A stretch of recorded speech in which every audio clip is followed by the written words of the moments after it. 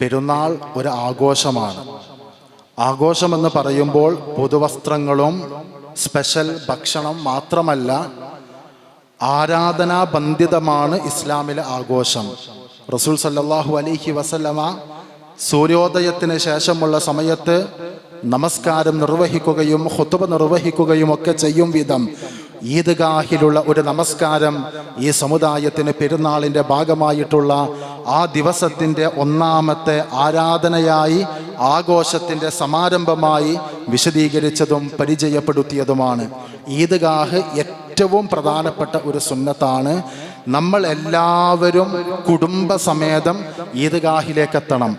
മറയിലിരിക്കുന്ന സ്ത്രീകളോട്, ആർത്തവകാരികളായ സ്ത്രീകളോട് പോലും പെരുന്നാൾ ദിവസത്തെ ഈദ്ഗാഹിലേക്ക് വരാൻ റസൂലുള്ള പറഞ്ഞു.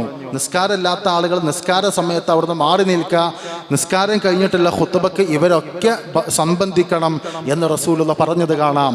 എനിക്ക് വസ്ത്രമില്ലാത്തതുകൊണ്ട് വരാൻ പ്രയാസമുണ്ടെന്ന് പറഞ്ഞവരോട്, നിന്റെ അയൽവാസിയിൽ നിന്ന് തൽക്കാലം ഒരു വസ്ത്രം വായ്പ വാങ്ങി നീ പെരുന്നാൾ നമസ്കാരത്തിലേക്ക് ഈദ്ഗാഹിലേക്ക് വരണം എന്ന് റസൂലുള്ള സ്വഹാബ വനിതകൾക്ക് നൽകിയ നിർദ്ദേശം സ്വഹീഹായ ഹദീസുകളിൽ കാണാം.